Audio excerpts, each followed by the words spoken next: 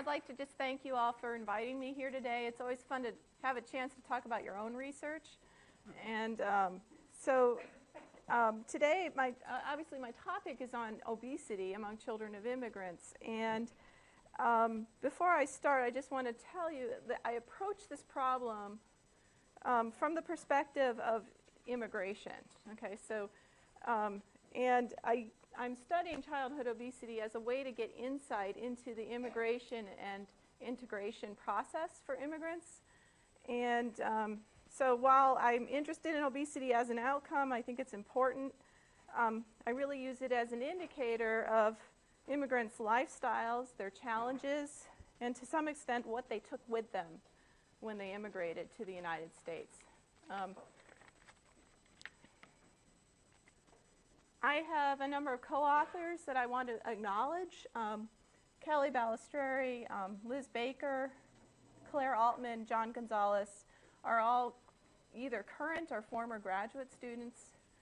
Michelle Frisco, Charissa Che are colleagues. Michelle's at Penn State and Charissa's at University of Maryland. And the funding for this research came initially from the Foundation for Child Development, which is just a great resource for getting people started on new projects like this, and then also subsequent funding from NICHD. So here's a basic outline of what I want to cover today. And by the way, please interrupt me if there's a question or if you have a comment about something. I'm happy to stop and talk about it. Here's an outline of what I want to try to cover today. After providing some basic background on sort of immigrant health perspectives, I'm going to walk you through a set of studies that I've conducted over the past 5 years on this topic and how they touch on each of these three different explanations for immigrant health outcomes that we see in our data: acculturation, selection, and adaptation. Oh, wait. Okay. So, is this not on? Oh, do I need to talk into this? Can you hear me now? Okay. Okay. So one of the most common findings on immigrant health is that immigrants tend to be healthier than natives when they first arrive, but then their health appears to decline, and the risk of mortality increases the longer they're here and across generations. And there's a lot of different ideas out there about why this is. And the most common one of these is acculturation. So there's a strong emphasis on this idea that this is largely due to lifestyle differences. And so the longer you live in the United States, the more likely you are to pick up American diet and physical activity patterns, and that this is going to ultimately lead to worse health outcomes and higher mortality risk over time. A second idea comes from demography, and I think demographers are starting to really make some headway in this area on selection. And so here the idea is that healthy immigrants are more likely to be selected into migration streams because healthy people are more likely to migrate, and that this explains why immigrants are so healthy when they first get here, but then attrition, or sort of, what is it called, regression to the mean later on would explain why you see lower levels of health and higher levels of mortality over time. And of course, salmon bias is the opposite argument, where less healthy people are more likely to migrate back to their countries of origin, and this would also explain declines in health over time. Another, it's probably less emphasized and tested idea is this idea that immigrants experience a period of time when they first arrive when they're less well adjusted to their new environments. And this is the third point here, adjustment and adaptation. And this idea is strongly emphasized in the past in the field of physical anthropology. And it stresses that it uses an evolutionary argument in that populations develop a set of health behaviors and practices that are adapted to the environments in which they are living in. And so when populations move to a new environment, there may be a lag time when the practices or cultural practices, or sometimes it's also physical attributes, are not as well adapted to the new environments. And so adjustments need to be made in order for the health to improve for this group. And so an example I want to give comes from physical anthropology, and it involves skin color. And so the evolution of skin color across the globe has to do with the level of UV radiation that populations receive. And so if a group is living near the equator, they tend to develop darker skin pigmentation. And so research shows that when groups move from places near the equator to shadier climates where you have less UV radiation, certain health problems start to ensue because they have darker skin tone. So that's good in the sunnier climate because it protects them from UV radiation, but it also prevents them from getting the vitamin D that they need in places where there's less direct sunlight. And so the example comes from Indians moving to England. And so there was actually an epidemic of rickets occurring in this population because they hadn't made the dietary adjustments that they needed to do in order to adjust for the drop in vitamin D that they were getting. So that's just one example of how you might see adaptational problems occurring when you move from one place to another for a population. So I want to go back to the acculturation idea first. And these are a set of papers that we've done where we've tried to align the data and the research findings that we've had concerning childhood obesity with some of the expectations of this acculturation explanation.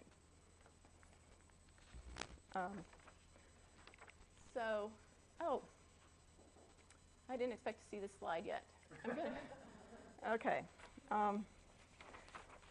So this hypothesis, the acculturation hypothesis, puts a lot of emphasis on the environment in which people are placed and the risks in those environments.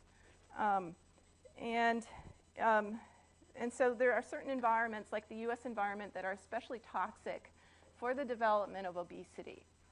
And a lot of times you'll see a chart like this, which shows trends in obesity over time in the United States.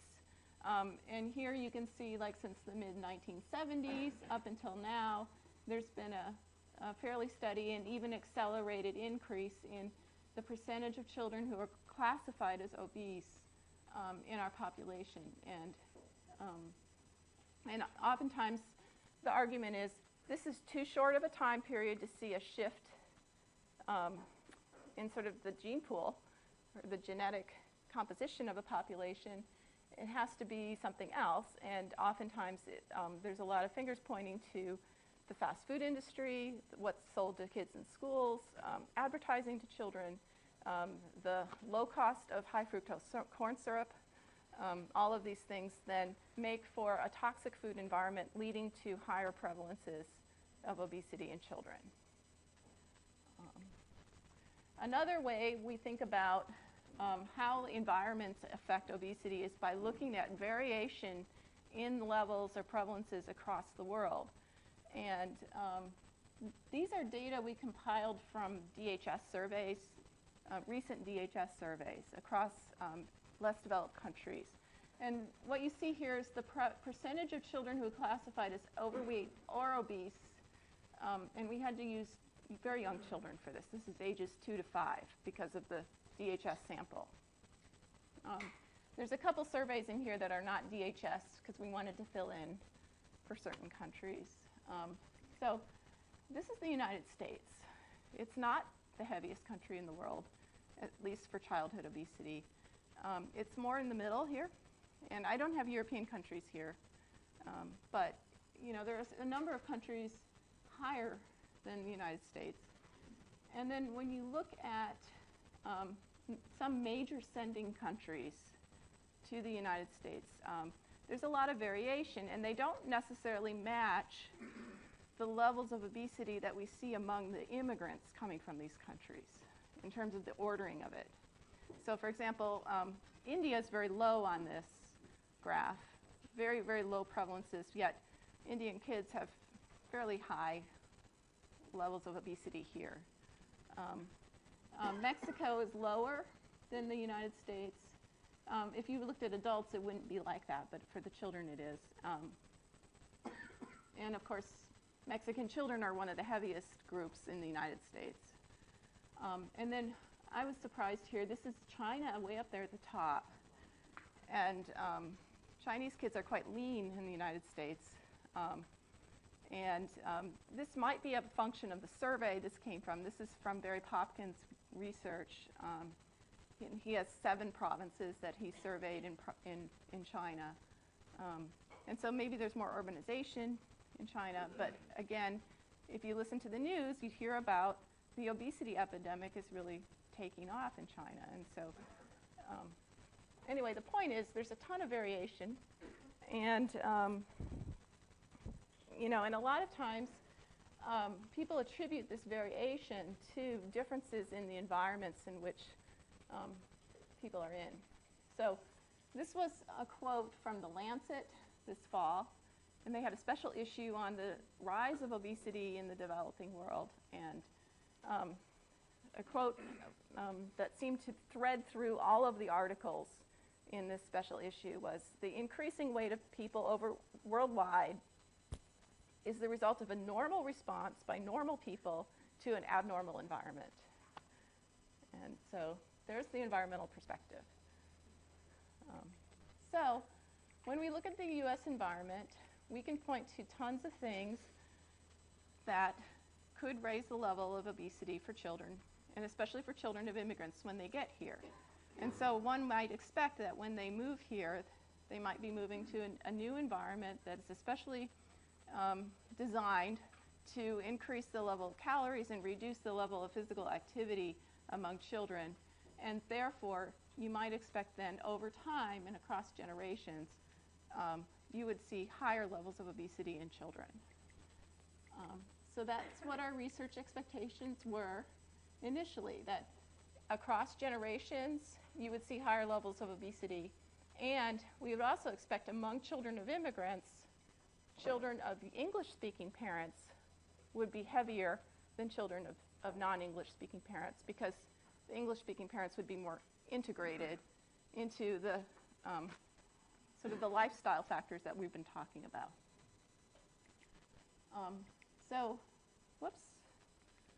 So our data initially came from the ECLSK.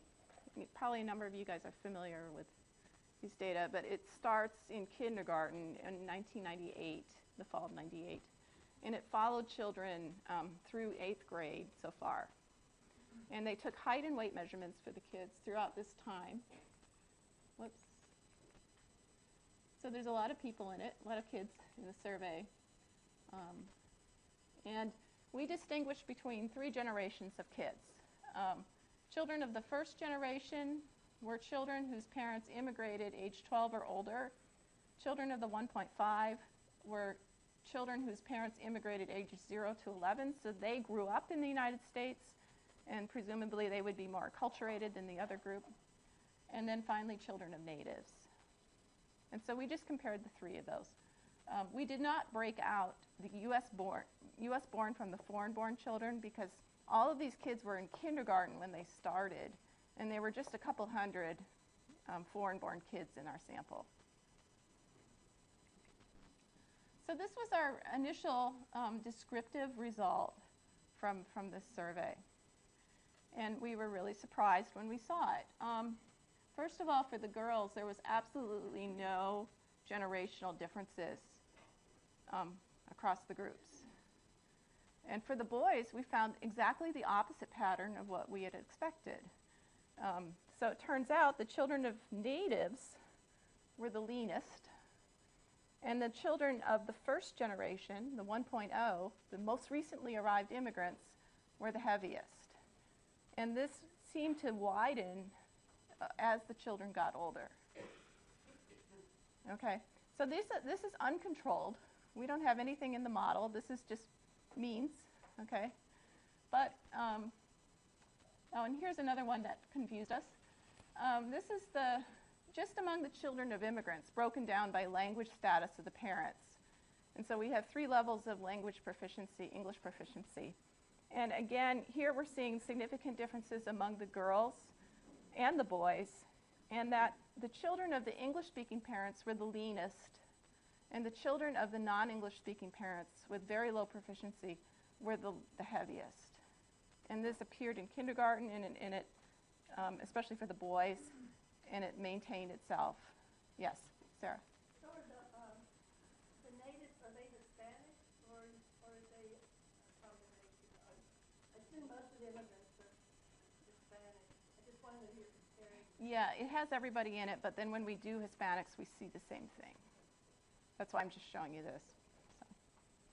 So, okay, so now, we thought, okay, well, they're poor. The children of immigrants are poor, they're Hispanic, they've got all these disadvantages, and that's why we're seeing what we're seeing. And so we estimated some models where we control for a lot of these kinds of factors. And again, we see the same thing happening.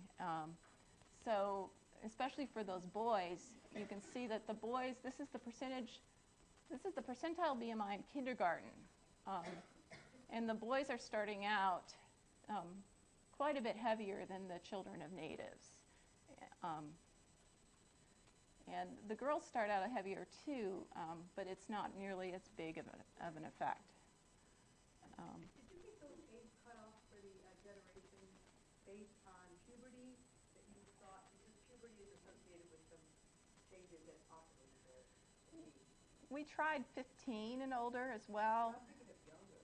Younger. Some of the literature is showing that the real critical point tends to be around 8 or 9, rather than the ones that you use that are closer to preteen. Yeah, we didn't go younger. I guess we could do that. And Well, I'm just what's the rationale for that age cutoff? we were thinking of adolescence as being a critical time period. Yeah. So, this is annual growth. The first one was sort of kindergarten weight, and then this is change in weight over time. And you see a little different pattern for those girls, but that's not significant. And for the boys, it was, again. So for the boys, we're seeing the children of the first generation gaining more weight over time than the children of natives. This is another paper. It's based on another paper where we focused really just on Hispanics only. And what we did was we compared Hispanic children of immigrants with Hispanic children of natives, and then with, as a reference group, children of non-Hispanic white natives. And here we were really interested in trying to disentangle the effects of income from education, because we thought maybe they would operate differently. And it turned out that education operated the same across groups, but income did not. And so, our initial thing was, well, maybe it's just that they're poor. And it turns out it's really not the explanation. Across the entire income distribution, those Hispanic children of immigrants weigh more than the other groups, and in fact, the differences get larger at the higher income levels. And so, what this suggests to me is that, even as Hispanics become middle class, this is not gaining them advantages in health, especially when we think about it in terms of obesity. So, okay. So, does anybody have any questions about this? Okay. So we were surprised by this, and we're trying to understand what's going on. Why are we finding such results that are different from what we had expected to find? And we're seeking an explanation for why children of immigrants seem to be especially vulnerable to obesity compared to children of natives, even within the same ethnic group. And so one idea comes from, we can't help it, we're demographers, and we think of selection as being a possibility. In this case, however, in order for selection to explain what's going on, we have to hypothesize that selection is operating in a way that selects heavier children into migration streams rather than leaner children. So it's the opposite argument as the healthy immigrant effect. So it's a little different, but we go ahead and we're going to try to test this idea. So here's the selection hypothesis. And we test this in the case of Mexicans because we have data to do this with Mexicans. And they're the largest group anyway, so it's helpful for that. So what we hypothesize is that among children in Mexico, those with a low propensity of having an immigrant parent would be leaner than children with a higher propensity of having an immigrant parent. And that would explain why those children of immigrants in the United States are so heavy. And there's a few ideas that might explain or might support this idea. And one is that, maybe those children in the high propensity families or households receive a lot of U.S. remittances. And so they're getting this infusion of income that could lead them to higher calorie diets, for example. They would go out to eat more often or something like that. And so they would arrive in the United States already assimilated to sort of this poor U.S. diet.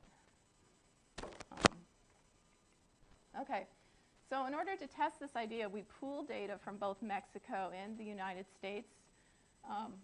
For the Mexican data, we use the Mexican Family Life Survey. And the U.S. data, we use the NHANES. And we pool several years of the NHANES to get our sample size high enough to do that. And so we end up with almost 12,000 Mexican children. And here we're using a pretty wide age range. It's 5 to 19. And we also have 4,100 or so Mexican American children ages 5 to 19. The nice thing about both of these data sets is they both measure height and weight of these kids. It's not based on parental reports. And so we don't have to deal with incomparable measures across the two data sets. So what we do is we take the children in Mexico and we subdivide them into categories according to their propensity to migrate. And Doug, you're looking at me like... Parents' propensity to migrate, yes. And so I'll just tell you a little bit about how we do this. Actually, I'm going to skip that because we're going to get to it. I have another slide. And for the Mexican American children in the United States, we subdivide them by generational status. So. You said that one of your hypotheses about the underlying mechanisms is that households accustomed to remittances, they have had better diets. They may not be going out in rural areas, but they're getting more food. Yes. Less food insecurity. But that means that you would have to know whether the children accompanied the parents or not. Because the only way you can give remittance is if some members of the household are there and the children are left behind. And then that's really the only way you'd be able to understand that, right? Yeah. Because you would want those that had the benefit of remittances coming to the U.S., being accustomed to more food, and then continuing the trajectory alone, but in the U.S. Yeah. Is that right? It is, but I think there's some other explanations. Like, so if there's been a community that's had a long history of immigration, you could have sort of the infiltration of this bad food. Yeah. Did you? Matt Creighton worked on this issue, and the question was whether households that had networks in the U.S. Ended up actually having high, whether the children gained weight at higher rates than those households that didn't have migration networks in the U.S. And the answer was yes. So it didn't identify the mechanisms, whether it was remittances per se or changes in norms and expectations and preferences, but those households with networks actually had higher rates of obesity in the U.S. No, in Mexico. Those people in Mexico who had networks in the U.S. but were still in Mexico. Oh, no, that I understand. That I've seen literature on that. So I'm saying the connection to I thought you were arguing that the reason that we're having the obesity of immigrant children in the U.S. has to do with their having already, their propensity to migrate within these households that had better food. So if they live in a community that's sending a lot of immigrants, they're also receiving a lot of remittances, and they have a lot of social connections with the United States. And so, and then they're also more likely to migrate themselves and have immigrant parents. So, yeah. I have a really different question. So, did you select out one children by household? If first kid is maybe first generation, but second kid maybe one person 1.5 generation, depending on when their parents a lot is in the U.S. and then maybe first kid is born in Mexico, but other kids born in U.S. How did you deal with this kind of? Let me explain, and then you can decide, because it's crude. I understand it is crude, but we're working with a lot of data limitations, and so we're not able to pair these things up as well as one would hope. So, okay. Okay, so what we did was the Mexican Family Life Survey is longitudinal, and so at wave 1, everybody was living in the United States. By wave 2, 3 years later, everybody was living in Mexico at wave 1. Wave 2, some people had moved to the United States, and so we knew who it was. And so what we're able to do is get a prediction model of migration. So this is our prediction model, and this is only the characteristics of adults that predicted the likelihood of migrating by the second wave. And we actually have a much bigger model than this. These are the ones that were significant. And oftentimes the things that were significant were contextual, okay? So they had to do with the level of migration in the community or whether they had a U.S. relative or not. So this is all about networks. And the region of the country was important. So when you looked at the characteristics of children who have parents with low propensity of migrating versus high propensity, obviously propensity is associated with having parents who actually migrate. So that was just the part of the prediction model itself. It was also associated strongly with having a U.S. relative. It was strongly associated with living in a rural area in Mexico. And it was negatively associated with parental education. Those are just a few of the characteristics. I just picked a few so you can see how this is associated. Then what we did was we pooled the data from Mexico and the United States. We divided the kids into propensity groups. We've just picked 5 groups, but we tried other numbers of categories as well. Basically, we end up getting the same kind of results either way. And then each of these models predicts percentile BMI and then also overweight, while controlling for some other characteristics of the children. And these other characteristics were controls that were where we could get sort of a common measure between the two surveys.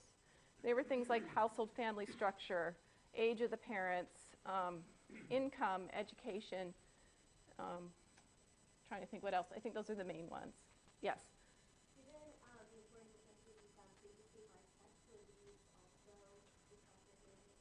We did not do it by sex in this case.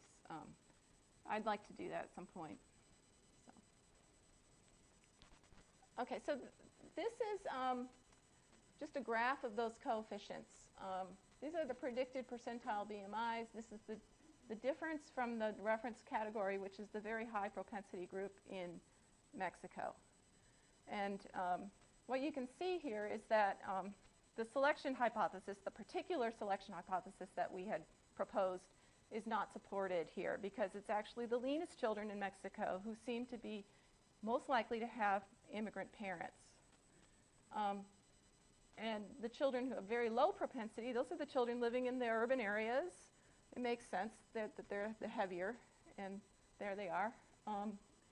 And they're about as heavy as the first generation children in the United States. And so the biggest changes that we see occur between the very high propensity kids in Mexico and the newly arrived kids in the United States. And so we are seeing a large increase in the in children's weight just by, in those first 5 years of life in the United States. The other thing I want to point out is that, again, we're seeing this children of immigrants effect here showing up in the second generation. And they, by far, have the highest weight of all of the other kids, including children of natives. Yes? So wouldn't this result be consistent with the analysis that we did a few years ago that looked directly at who migrated and didn't from the MSF West? Because that basically said there was very little link with obesity. If anything, it was operating in the direction of the healthy migrant effect. Yes. But it was very weak amongst adults. Among adults, but... Right, but if it's very weak amongst adults, you wouldn't expect to see a strong thing for the kids, because there's such a link between obesity and parents. This was a significant positive selection here for the kids, though. But you wouldn't expect to see the reversal that you were No, anticipating. no, you wouldn't. Yeah, it was just a way to say, it was like a hypothesis we had to eliminate, So that's BMI. This is the likelihood of being overweight, the odds ratio. And same pattern, even stronger, I think. And it's really showing up for those children, the second generation children of immigrants, being especially vulnerable to being overweight. And then it seems like for those children of natives, they're back to the levels of those newly arrived children. We also ran these estimates or these results by age group. This is a pretty big age group, 6 to 19. So we did younger children and adolescents separately. We really didn't find significant differences between the two, so that's why it's all combined. I suspect there would be gender differences. We should look into that. So selection doesn't seem to explain what's going on, and in fact, we're left again with this extra vulnerability among children of immigrants, and especially the second generation. So, let's see. The third argument has to do with this adaptation question or hypothesis. Let me see if I can find my notes. Here in the physical anthropology literature, there's a lot of biological explanations out there about why when a population spends a lot of time in a food-scarce environment, why when they move to an environment where food is abundant, you would have an extreme reaction with especially high levels of obesity. And one is this thrifty gene hypothesis that has been in the literature for several decades, especially research on populations that have undergone rapid cultural change. So the Pima Indians, the Pacific Islanders, there's also another study, or a bunch of studies on Alaskan natives, and how rapid changes in the diets of these groups have resulted in exceptionally high levels of obesity, diabetes, and heart disease. And so the thrifty gene hypothesis is that over the years, populations that have evolved in conditions of food scarcity and food insecurity would develop a tendency to, in their metabolisms, to hold on to fat when food is available, and then it becomes a resource for you when food is not available.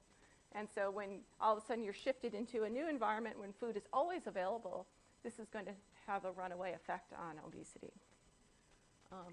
The other idea comes from Barker's work on the environment of children in utero. Okay, and here the idea is that low birth weight, especially when the mother is experiencing low nutritional inputs or whatever, during the time that she's pregnant, is going to have a lifelong effect on the child's health, including some of the same kinds of responses that you would see for the healthy gene hypothesis, in that if the child developed in utero in an environment where the nutrition was not high enough, that then they would develop a tendency for what's called compensatory growth, so that when food becomes available, they hang on to their fat cells longer. And so there's been some research on this with examples of the Dutch famine, the Chinese famine. Let's see. Okay. I also think that there's some social or cultural explanations here too that would fit into some of the data that we're seeing. One is that it could be that cultures that develop in environments where food scarcity is a problem may develop parenting styles and feeding behaviors for children that promote children gaining more weight than maybe they need, because a healthy child in those environments may be a heavier child. And heavier children in those environments, especially when there's diseases that, like diarrhea and those sorts of illnesses, children can weather those conditions longer and be more likely to survive them if they have a little extra weight on them. And so oftentimes you read in the literature about how parents in those sorts of environments prefer children who have a little extra weight on them. And they view that as a healthy child as compared to one who's underweight. So parents from those environments, when they come to the United States, first of all, they may be unfamiliar with the opportunities of risks in the United States, especially when it comes to overeating. So that just may not be at the top of their agendas in terms of what they think about, in terms of what does it mean to raise a healthy child. Parents also may be less concerned about the health risks because obesity may have not been a problem back home. And this is the positive thing, the idea that parents may view fatness in children as even a positive thing as opposed to stunting, which, may have been more of a concern. Yes? Wouldn't all of these, though, suggest that the relationship would go in the other direction then? That first generation children would be heavier than second generation children? It might, yeah, and we can talk about that too, because I think that there's probably multiple things going on all at the same time. It's more than just this. It could also be the shift in the environment as well. So, okay. So this hypothesis, if there's no selection and there's no environmental effects, then you might expect to see that the children of immigrants would have an elevated risk of obesity when they first arrive, but then it would dip back down after that period of adjustment. And so when I was initially thinking about these ideas, I ran across this article in Newsweek, and this is before they changed Newsweek. I don't know if you get Newsweek, but they had this period, like every week they had this My Turn column where readers would write in about their personal stories. And this one's one about this woman who she feels like she's overweight, and she's struggled with her weight all her life, and she blames it on her immigrant mother. And so she writes, her family's from China, and they immigrated in the 60s, and this is right after the Chinese famine. And the famine, I think, was 1958 to 1961-ish, something around then. And she writes, like most Chinese immigrants, my parents were slender in build because of bad times. Food was elevated to the status of the Holy Grail, and when my mother immigrated to the United States in 1966, she immediately fell in love with the local A&P. And she goes on and talks about KFC and all of these restaurants where they went, and they tried everything, okay? And by the age of 10, I had a double chin and waddled like a Peking duck. And while American mothers looked at me in alarm, my mother thought I looked adorable. And I've read other stories like this too, so this is not the only one. And actually it shows up in the ethnographic literature too, and especially when immigrant parents have grandparents living in those families. It becomes especially a problem.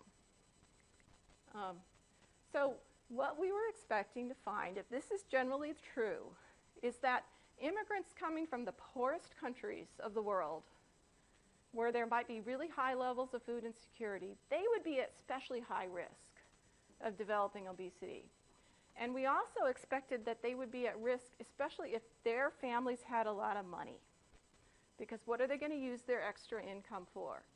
Feeding their kids, going out to dinner, living out the American lifestyle. And so this comes from this paper I did with Kelly. And what we found, first of all, we're using ECLSK data again. And we have the individual countries of origin. And we linked them up to the income G&I index from their sending country from when their parents were growing up. And so we kind of have the level of income in their sending countries. These are the children of natives.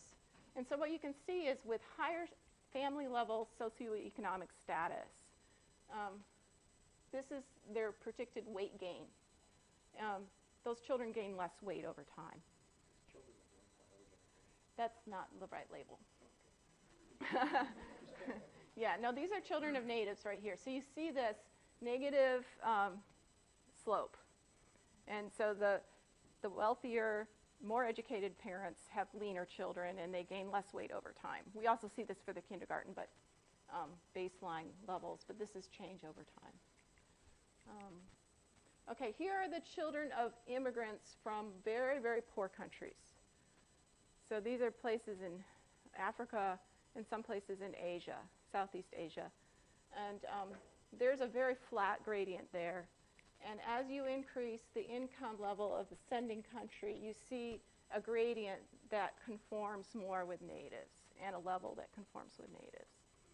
And so to some degree, our expectations were met out because, yeah, there are kids at the low end of the socioeconomic scale that are at risk for being obese, but they're not the immigrant kids necessarily. The immigrant kids who are really at risk that stand out are the ones over at the other end, where they have fairly high socioeconomic status here, but they came from a very poor country, or their parents came from a very poor country. So anyway, so this gives us a little bit of a, encouragement that what we're seeing here might have to do with the degree to which parents have to shift from one environment to another, like how big of a difference there is between the sending country food environment and the receiving country food environment. To look at this even further, one thing that's kind of unsatisfying about this is that we just have attached to each country one level of income. And so people coming from a poor country may be from the high end of the distribution or the low end. We don't really know what they were. So we did a different study where we looked just at Chinese and Korean immigrants. And these are interesting examples because China and Korea underwent rapid economic development very recently. And there's a history of food insecurity in both of these countries in the not so recent past. So this is a study where I worked with Charissa, and she is a developmental psychologist. And she was already collecting some data on Chinese and Korean children of immigrants in her study in the Baltimore area. And we talked, and she agreed to add some questions to her data collection. So this is the result of that. So this is a very small sample, 130 kids. It's actually not such a small sample for developmental psychologists.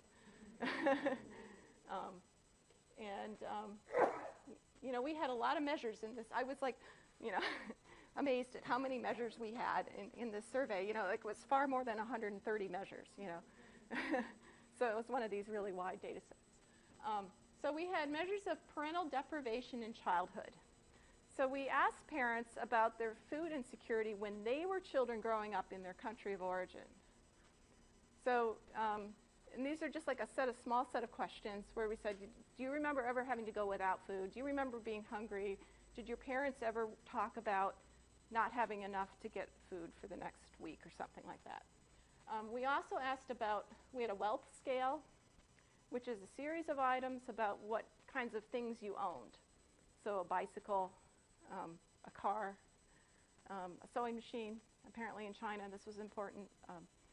So there was like 15 items on that. And then we also had a housing quality scale, which was measuring leaky roofs, insects, whether you had a real floor or not, windows, all of these sort of standard things that we would expect in most houses in the United States. But in these sending countries, there was actually quite a lot of variation on these scales. The wealth scale and the housing quality scale were highly correlated, so we ended up putting them together. We also had a full scale of parental acculturation, both towards Chinese and Korean culture versus the U.S. culture. So it was a what would you call it? Bidimensional scale. We also had a series of questions about parents' beliefs about children's weight versus the weight of an ideal child, so we could tell whether they thought their child weighed more or less than an ideal child would weigh. And then we also had a series of questions about parents' feeding practices, the degree to which they monitored or were concerned that their child was eating too much, and their perceived responsibility for what their child ate. And then, of course, height and weight of the kids and the parents. So this is just a small set of the results. These are just the coefficients on early life deprivation, and the models control for all of the other variables as well, including in the first two models, we also include a control for a child's weight. And so the first two models, the first one is predicting whether the parent believes the child weighs less than they should. The second one is a lower perceived responsibility for the child's diet. And then the third is the child's weight. And so what we found is that food insecurity had a very consistent effect across all three. So if a parent grew up in a country and they reported that they were food insecure as children, they were more likely to believe that their child weighs less than they should, even after controlling for the child's weight. They perceived less responsibility for their child's diet, and their child weighed more, 9 percentile points more. What's in the parentheses? Not standard errors. Those are not standard errors, you're right. Oh, I know what they are, betas. Okay. Yeah. I don't usually report betas, but for her, we needed to do that. So, we also found that early life wealth, using those material wealth scales, had a moderating effect on these items or on these outcomes. And it depended on the level of acculturation. So food insecurity didn't vary by acculturation. There was like this effect of early life food insecurity, and it seemed to be very stable across very different levels of acculturation. But in terms of how much wealth they had and material deprivation, it did vary quite a bit. And so if we just focus on those with those Chinese and Korean orientations in the dashed line, what we found is that for those who are less acculturated, growing up with less material wealth was associated with what we thought of as laissez-faire parenting styles about children's diets. And so less wealth meant less monitoring of children's diets. It also seemed to be associated with less concern that their child would eat too much or become overweight, and lower responsibility for the child's diet. So I guess, so that's just what we've done so far with that study. We're trying to go in and increase our sample size, improve our measures, so we have a grant proposal in the works for that. So one thing I want to point out about this sample, by the way, 1/3 of the parents indicated that they experienced food insecurity as children. And these are all professionals. These are people with master's degrees and PhDs. Almost all of them are in one of those categories. And so it was amazing to us how high the prevalence of early life food insecurity was for this population. So anyway, so our next steps, we want to be looking at beyond the family, trying to branch out a little bit, looking at school and neighborhood contexts. We also have some interest in looking at parents' and child's ideas about weight, kind of along the lines of this Chinese study, but applied to Latinos. And then we also are interested in looking at the specifics of immigration, the immigration process, and how would that impact BMI for children. So that's it.